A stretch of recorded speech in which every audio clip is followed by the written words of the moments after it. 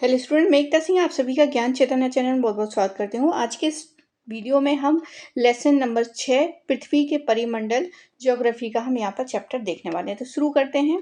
पृथ्वी हमारा सौर मंडल में विशेष स्थान है।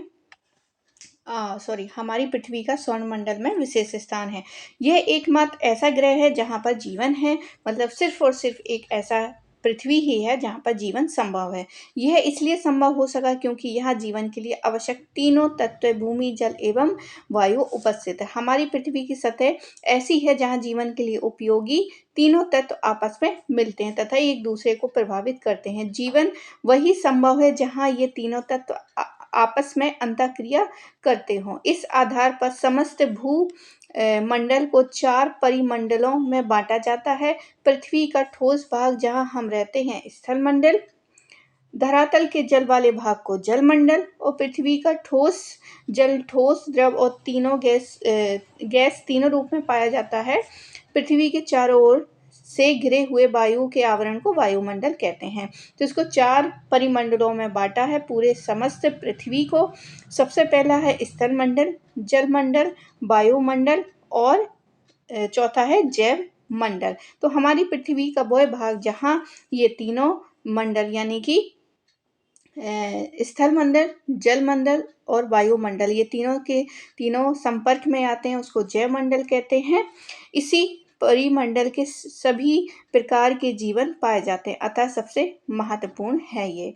तो यहाँ पर पिक्चर के माध्यम से दिखाया गया है कि ये स्थल मंडल है, वायुमंडल है, जैव मंडल है और जल मंडल है। मतलब जहाँ पर पानी भरा हुआ है उन पूरे स्थल को जल मंडल, और जहाँ पर वायु है वहाँ पर वायुमंडल, और ये तीनों चीज़ें जिस जगह पर हमें देखने को मिलती हैं वो है जैव मंडल और स्थल मंडल। जमीन वाले हिस्से को स्थल मंडल कहते हैं। आगे है हमारी गोल पृथ्वी के केंद्र को क्रोड कहते हैं, जैसे कि यहाँ पर दिखाया गया है, क्रोड कहते हैं। क्रोड की ऊपर की परत को मेंटल कहते हैं और मेंटल के बाहरी परत को भूपट्टी कहते हैं। आगे देखते हैं पृथ्वी के चारों परिमंडलों की उत्पत्ति ग्रीक भाषा में हुई है। लिथास का अर्थ है पत्थर, एटमास का अर्थ है वाष्प, ह्यूडर का अर्थ है जल तथा बायोपास का अर्थ है जीवन। आगे देखते हैं स्थल मंडल। पृथ्वी के ठोस भाग को स्थल मंडल कहते हैं। ये हमारी पृथ्वी के ऊपरी परत में पाई जाने वाली चट्टानों और मिट्टी से मिलकर बना है, जिसमें जीवों के लिए उपयोगी पोषक तत्व पाए जाते हैं। स्थल मंडल को 2 मुख्य भागों में बांटा जा सकता है। बड़े स्थलीय भूभागों को महाद्वीप के नाम से जाना जाता है। यहाँ पर्वत, पठार, मैदान आदि पाए जाते हैं। बड़ी बड़ी जलराशियों की तलहटी को महासागर बेसिन कहा जाता है। तो महासागर बेसिन, जहाँ पर बड़ी बड़ी जलराशियों की तलहटी हो उसको महासागर बेसिन कहा जाता है। विश्व के सभी महासागर आपस में जुड़े हुए हैं। समुद्री जल का स्तर सब जगह समान होता है। स्थल पर किसी स्थान की ऊंचाई अथवा महासागर के किसी स्थान की गहराई को समुद्र तल से नापा जाता है। उदाहरण के लिए विश्व का सबसे ऊंचा पर्वत शिखर जो है हिमालय पर स्थित माउंट एवरेस्ट है, जो समुद्र तल से 8,848 मीटर ऊंचा है। विश्व का सबसे गहरा भाग जो है प्रशांत महासागर में मेरियाना गर्त है, जो समुद्र तल से 11,022 मीटर गहरा है। आगे देखते हैं महाद्वीप। तो पृथ्वी पर स्थित विशाल भूखंडों को महाद्वीप कहा जाता है। इसकी संख्या 7 है। कौन कौन सी? एशिया, यूरोप, अफ्रीका, उत्तरी अमेरिका, दक्षिण अमेरिका, ऑस्ट्रेलिया एवं अंटार्कटिका। स्थल भाग का अधिकांश हिस्सा जो है उत्तरी गोलार्ध में स्थित है। तो यहाँ पर कुछ हमारे जो हैं महाद्वीप है 7, और उसका जो क्षेत्रफल है वो यहाँ पर दिया गया है। आगे देखते हैं एशिया को सबसे पहले देखते हैं। तो यहाँ पर मानचित्र में हमको देखना है कि एशिया कहाँ है। तो एशिया जहाँ मतलब हमारा भारत देश है वो एशिया के अंतर्गत ही आता है। तो भारत देश कहाँ स्थित है, पूछा गया। भारत जिस विशाल भूभाग पर स्थित है उसको एशिया महाद्वीप कहते हैं। एशिया विश्व का सबसे बड़ा महाद्वीप है। यहाँ विश्व का लगभग 1/3 भूभाग पर 60% जनसंख्या पाई जाती है। इस महाद्वीप में अनेक देश स्थित हैं, जैसे चीन, ईरान, जापान आदि। एशिया महाद्वीप के उत्तर में उत्तरी ध्रुव यानी आर्कटिक महासागर तथा दक्षिण में हिंद महासागर है। हिंद महासागर का नाम भारत के हिंद के आधार पर पड़ा है। एशिया महाद्वीप के पश्चिम में यूरोप महाद्वीप, यूरोप तथा एशिया मिलकर यूरेशिया कहलाते हैं। विश्व की सबसे ऊंची पर्वत श्रेणी हिमालय पर्वत इसी महाद्वीप में स्थित है। विश्व की सबसे ऊंची चोटी माउंट एवरेस्ट हिमालय पर्वत में स्थित है। इसके अलावा दुनिया की छत कहा जाने वाला तिब्बत का पठार, दक्कन का पठार और पामीर का पठार एशिया महाद्वीप के प्रमुख पठार हैं। तो एशिया महाद्वीप के कौन कौन से पठार हो गए? दुनिया की छत कहे जाने वाले तिब्बत का पठार, दक्कन का पठार और पामीर का पठार एशिया महाद्वीप के प्रमुख पठार है। गंगा, यमुना, सतलज, सिंधु, दजला, फराद, हवा गओ, इरावदी, ब्रह्मपुत्र आदि नदियां भी इसी एशिया महाद्वीप में ही बहती हैं, जो कि हमें एटलस में देखना है। आगे है, यहाँ पर है, तो ये जो पीला पीला हिस्सा है ये क्या है? ये हमारा एशिया वाला पार्ट है, जिसमें हमारा ये प्यारा भारत है, यहाँ पर है। आगे देखते हैं, और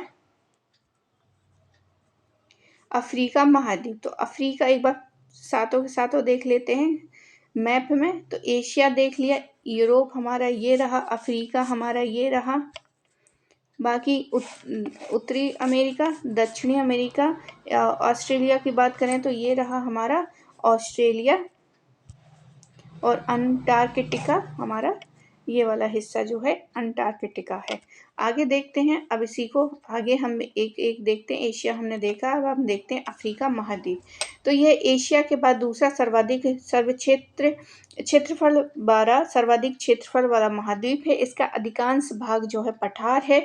यहाँ खनिज पदार्थ एवं शक्ति के साधन प्रचुर मात्रा में पाए जाते हैं।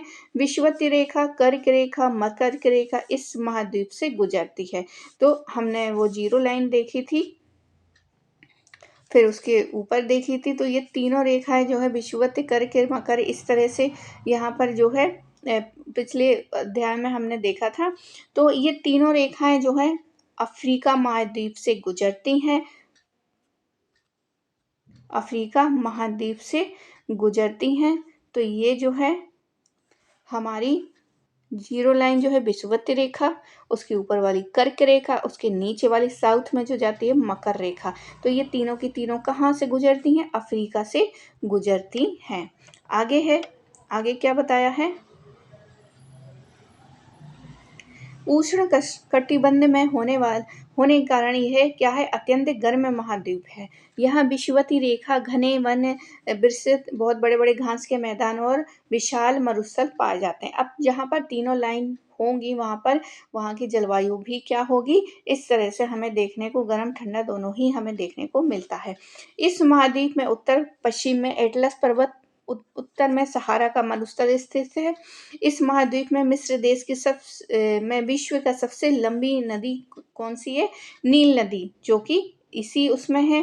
इस महाद्वीप की प्रमुख नदियों में नाइजर, कांगो, लिम्पोपो प्रमुख है। कांगो नदी भूमध्य रेखा को 2 बराबर भागों में काटती है, जबकि लिम्पोपो नदी जो है मकर रेखा को 2 बराबर भागों में काटती है। यहाँ का विक्टोरिया जलप्रपात विश्व प्रसिद्ध है, जो अपनी सुंदर प्राकृतिक छटाओं के लिए जाना जाता है। मिस्र देश के विश्व प्रसिद्ध पिरामिड हैं। आपको यह जानकर आश्चर्य होगा कि सबसे पहले मानव का जन्म तथा विकास इसी महाद्वीप पर हुआ है। मानव यहीं से जाकर दूसरे महाद्वीपों में बसे हैं। इस महाद्वीप का 2/3 भूभाग रेखा के उत्तर तथा 1/3 भाग भूमध्य रेखा के दक्षिण में पड़ता है। इस महाद्वीप के पूर्व, पश्चिम और उत्तर में कौन कौन से महासागर और सागर स्थित हैं, ये हमें पता करना है। अब हम बात करते हैं उत्तरी अमेरिका महाद्वीप। तो एक उत्तरी अमेरिका है और एक दक्षिण अमेरिका है। तो यहाँ पर उत्तरी अमेरिका की बात करते हैं। तो यहाँ पर भारत की खोज के लिए निकला कोलंबस खोजते खोजते वेस्ट इंडीज पहुँच गया। साहसी कोलंबस ने इस दुनिया की खोज की। वेस्ट इंडीज के उत्तर पश्चिम में उत्तरी अमेरिका महाद्वीप स्थित है। यह विश्व का तीसरा सर्वाधिक विस्तृत महाद्वीप है। खनिज पदार्थों, कृषि भूमि प्रचुर मात्रा में यहाँ पर क्या है तथा औद्योगिक विकास के कारण यह संसार का सर्वाधिक विकसित महाद्वीप है। उत्तरी महाद्वीप उत्तरी अमेरिका के पश्चिम में प्रशांत महासागर है और पूरब में उत्तरी अटलांटिक महासागर स्थित है। इस महाद्वीप के उत्तर में आर्कटिक महासागर है और उसके उत्तरी ध्रुव महासागर भी, जिसे उत्तरी ध्रुव महासागर भी कहते हैं। इस महाद्वीप से होकर क्या है कर्क रेखा होकर गुजरती है। कनाडा, संयुक्त राज्य अमेरिका, मैक्सिको उत्तरी अमेरिका द्वीप के प्रमुख देश हैं। उत्तरी और दक्षिणी अमेरिका के बीच एक पनामा नहर है जो भूभाग को काटकर बनाई गई है, जो अटलांटिक और प्रशांत महासागरों को क्या है दोनों को जोड़ती हैं। उत्तरी अमेरिका और उत्तरी भाग चौड़ा तथा दक्षिणी भाग नुकीला है। सोचिए इसका आकार कैसा होगा। आगे है उत्तरी अमेरिका के पश्चिम भाग में रॉकीज पर्वत तथा पूरब में अपलेशियन पर्वत श्रेणियां स्थित है। इसके मध्य में उत्तर में दक्षिण मिसिसिपी मिसौरी नदी बहती है और यहाँ पर उनकी स्थिति यहाँ पर जानना है मानचित्र में। आगे है दक्षिणी अमेरिका महाद्वीप। तो दक्षिणी अमेरिका उत्तरी अमेरिका के दक्षिण में ही स्थित है, इसलिए इसका नाम दक्षिणी अमेरिका है। और इसका अधिकांश भाग जो है दक्षिणी गोलार्ध में स्थित है। साउथ पोल की तरफ इसका भाग जो है स्थित है। यहाँ की अमेजन घाटी अपनी वनस्पति तथा घने वन के लिए प्रसिद्ध है। इस महाद्वीप के पश्चिमी भाग में संसार की सबसे लंबी पर्वत श्रृंखला एंडीज उत्तर में दक्षिण दक्षिण फैली हुई है। भूमध्य रेखा इस उपमहाद्वीप के उत्तरी भाग से होकर जाती है। आगे देखते हैं अमेजन घाटी कहाँ पर स्थित है। तो दक्षिण अमेरिका में, प्रशांत महासागर के पूर्व अटलांटिक दोनों में कौन से, यहाँ पर कुछ क्या है मानचित्र देखकर हमें बताना है। आगे देखते हैं यूरोप महाद्वीप। यूरोप महाद्वीप जो है महाद्वीप के पूर्व में यूराल पर्वत, काकेशस पर्वत एशिया महाद्वीप को इससे अलग करते हैं। इसके उत्तर में आर्कटिक महासागर तथा दक्षिण में भूमध्य सागर स्थित है। भूमध्य सागर तथा आर्कटिक सागर के मध्य कौन सा महाद्वीप स्थित है, तो ये बताना है। कुछ यहाँ पर बताए गए, तो ये सारी की सारी चीज़ हमें मैप से देखकर हमें क्या करनी है बतानी है। अब यहाँ पर क्या है इंग्लैंड, इटली, जर्मनी, पुर्तगाल, पोलैंड, फ्रांस और स्वीडन, नॉर्वे इत्यादि हमें कहाँ देखना है, तो मैप में देखना है। तो मैप एक बार देख लेते हैं। तो मैप में यूरोप में तो यहाँ पर दे नहीं रखा है, ग्रेट ब्रिटेन ही दे रखा है यहाँ पर। बाकी यहाँ पर जो है फ्रांस वगैरह और जर्मनी, ये सारी की सारी हमें यूरोप में ही ढूंढना है, वो भी मैप की सहायता से अपने अध्यापक। तो इसको आगे बढ़ जाते हैं और देखते हैं यूरोप महाद्वीप ये देख रहे थे। अब हम देखते हैं कि यह महाद्वीप जो है छोटा होते हुए भी अत्यंत विकसित है। मतलब छोटा है लेकिन यहाँ पर डेवलपमेंट बहुत ज़्यादा है। पिछले 3-4 शताब्दियों में इस महाद्वीप ने संसार को सर्वाधिक प्रभावित किया है। 2 महाद्वीपों का देश रूस, यूरोप एवं एशिया में फैला है। तो 2 महाद्वीपों का देश कौन है? रूस है, जो कि यूरोप में भी है और एशिया दोनों में फैला हुआ है। आगे देखते हैं अंटार्कटिका महाद्वीप। तो यह महाद्वीप दक्षिण गोलार्ध में दक्षिण ध्रुव के पास स्थित है। मतलब साउथ पोल की तरफ ही यहाँ पर ये वाला जो भाग है नीचे का, ये यहाँ पर अंटार्कटिक महाद्वीप है। ये अंटार्कटिक वृत्त के दक्षिण में स्थित है। आप यूरोप तथा ऑस्ट्रेलिया महाद्वीप को मिलाकर तुलना करके देखिए। यह महाद्वीप वर्ष भर मोटी बर्फ की चादर से ढका रहता है, इसलिए मानव के लिए यहाँ पर रहना कठिन है। फिर भी यहाँ पर बहुत सारे देशों के शोध केंद्र यानी कि रिसर्च सेंटर यहाँ पर स्थापित किए और यहाँ पर लोग आते हैं, रिसर्च करते हैं। इतनी ठंड में बर्फ जमी हुई होती है वहाँ पर, उसके बावजूद भी भारत ने भी यहाँ पर 3 ऐसे शोध केंद्र खोले हैं जिनका नाम है दक्षिणी गंगोत्री, मैत्री और भारती। तो कभी पूछा जाए दक्षिणी गंगोत्री, मैत्री और भारती कहाँ पर है, तो अंटार्कटिक महाद्वीप में ये हमारे भारतीय रिसर्च सेंटर हैं। आगे हैं यहाँ पर कुछ और क्वेश्चन पूछे गए हैं। अब हम देखते हैं ऑस्ट्रेलिया महाद्वीप। तो हमने मैप में देखा था कि ऑस्ट्रेलिया कहाँ पर है, तो आपने ऑस्ट्रेलिया के 3 कंगारुओं के बारे में सुना होगा। कंगारू जानवर जो है ऑस्ट्रेलिया महाद्वीप में ही पाए जाते हैं, इसलिए ऑस्ट्रेलिया के क्रिकेट खिलाड़ियों को कंगारू भी कहा जाता है। ऑस्ट्रेलिया महाद्वीप दक्षिणी गोलार्ध में भूमध्य रेखा के दक्षिण में स्थित है। यह संसार का सबसे छोटा महाद्वीप है। मकर रेखा इसके लगभग मध्य से गुजरती है। तो मकर रेखा जो है इसके बीच से गुजरती है। इसके चारों ओर महासागर स्थित हैं। तो चारों तरफ क्या है, महासागर है, और ये बीच में जो है ऑस्ट्रेलिया स्थित है। आगे देखते हैं, तो ये कंगारू है, बहुत बड़ा होता है, ये कंगारू है। इस प्रकार ये चारों महासागरों से घिरे होने के कारण इसको क्या बोलते हैं, द्वीपीय स्थित है, इसलिए इसको द्वीपीय महाद्वीप भी कहते हैं। यहाँ मरे या डार्लिंग नदियाँ बहती हैं। पूर्व में ग्रेट डिवाइडेड रेंज पर्वतमालाएं स्थित हैं। इसके उत्तर पूर्व में विश्व का सबसे बड़ी प्रवाल भित्ति ग्रेट बैरियर रीफ है। अब यहाँ पर कुछ सोचना और बताना है। आगे चलते हैं। अब हम स्थलाकृतियाँ बताते हैं। तो हमारी पृथ्वी का धरातल आसमान और ऊबड़ खाबड़ है। धरातल के कुछ भाग समतल हैं, तो कुछ भाग जो है समुद्र तल से हजारों मीटर ऊंचे पर स्थित हैं। मुख्य रूप से इनमें पर्वत, पठार और मैदान इनमें विभाजित किया गया है। मतलब जो भी हमारा लैंड फॉर्म है उसको पर्वत, पठारों और मैदानों में डिवाइड किया गया है। अब हम बात करते हैं जलमंडल की, मतलब वो पृथ्वी का वो भाग जहाँ पर जल स्थित है। 71% जो है जल हमारा लगभग है। 29% जो है स्थल है। यदि आप दिए गए मानचित्र में देखें, तुलना करने पर धरातल पर अधिक नीला भाग फैला हुआ है। मतलब नीला भाग जो हमें मानचित्र में भी दिखाई देता है, तो वो क्या है, वो जल ही है। नीले भाग महासागर हैं। ये महासागर आपस में जुड़े हुए, मतलब जितने भी महासागर हैं आपस में जुड़े हुए हैं। इसे विश्व के मानचित्र इतने पर दिए गए हैं, आप उसको देख सकते हैं। महासागर कौन कौन से, प्रशांत महासागर, अटलांटिक महासागर, हिंद महासागर, आर्कटिक महासागर और दक्षिणी महासागर। यहाँ पर देखते हैं महासागरीय जल, मतलब टोटल 5 है। महासागरीय जल सदा गतिशील मतलब उसमें मूवमेंट होती रहती है। इसमें ज्वार भाटा, लहरें और धाराएं चलती रहती हैं। महासागरीय जल खारा होता है। समुद्री तल जो है, महासागर तल को शून्य ऊंचाई वाला माना जाता है। महासागर को की गहराई हो अथवा स्थल खंड के पर्वत, पठार या मैदानों की ऊंचाई हो, ये सभी गहराई ऊंचाइयों महासागर तल से नापी जाती है। हमारी पृथ्वी पर जलीय भाग अधिक है, इसलिए इसे नीला ग्रह कहते हैं। जल के 3 रूप होते हैं, ठोस, द्रव और वाष्प। आगे है जल चक्र। तो पृथ्वी पर जल तीनों रूप, ठोस, द्रव एवं गैस में पाया जाता है। जल चक्र का तात्पर्य जल के तीनों रूपों के आपसी परिवर्तन से है। ये निम्नलिखित प्रक्रिया द्वारा संपन्न है। पृथ्वी का जल वाष्पीकरण अथवा वायुमंडल से पहुंचाता है।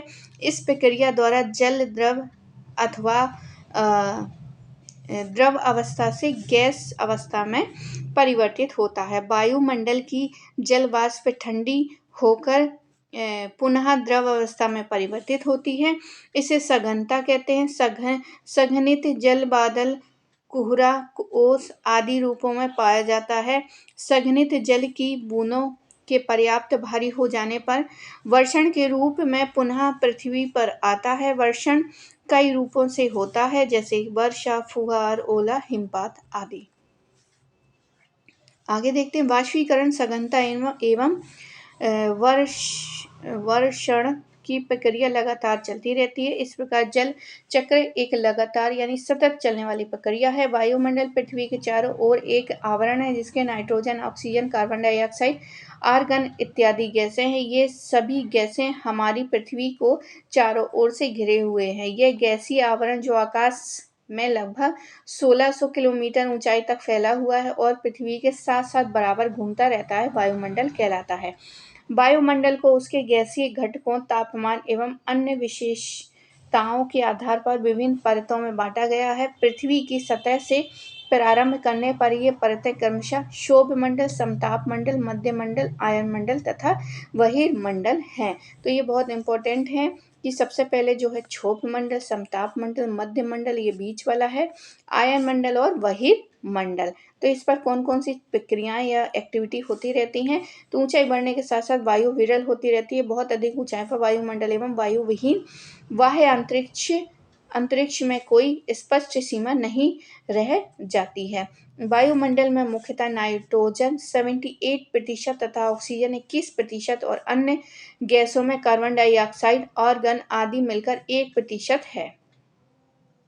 नाइट्रोजन जीव जंतुओं की वृद्धि के लिए जरूरी है, तो ऑक्सीजन हमारी प्राण वायु है।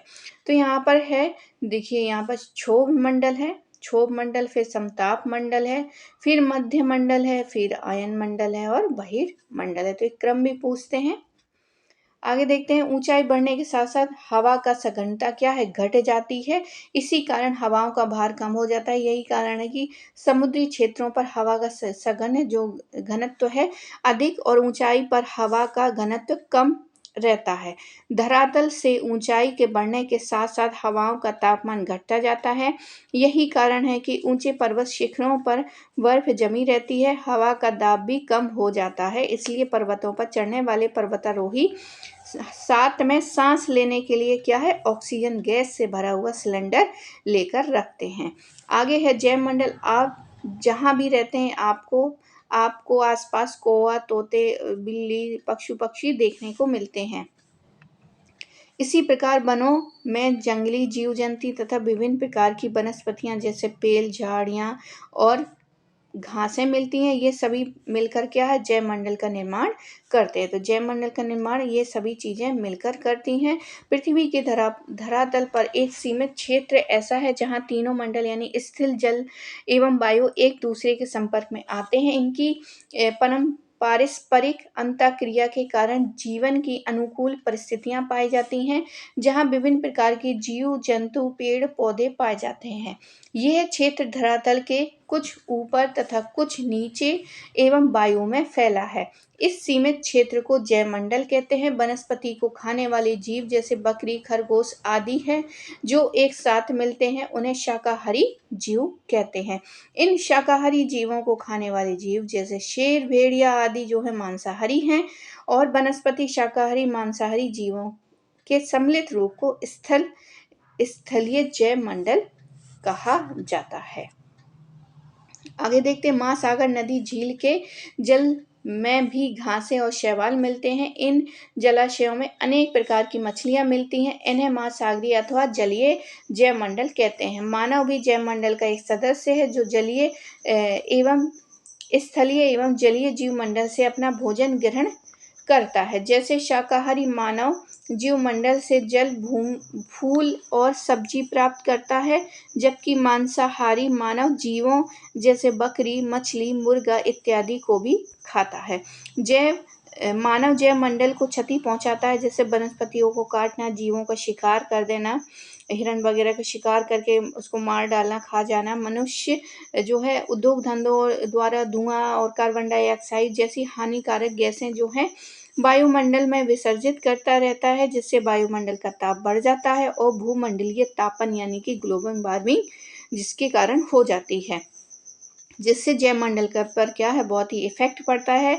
और जब आप गंदगी, मलबा और कचरा जल में विसर्जित करते हैं तो जल भी प्रदूषित हो जाते हैं, जिससे क्या है, जल प्रदूषण उसको कहते हैं। तो ये थी कुछ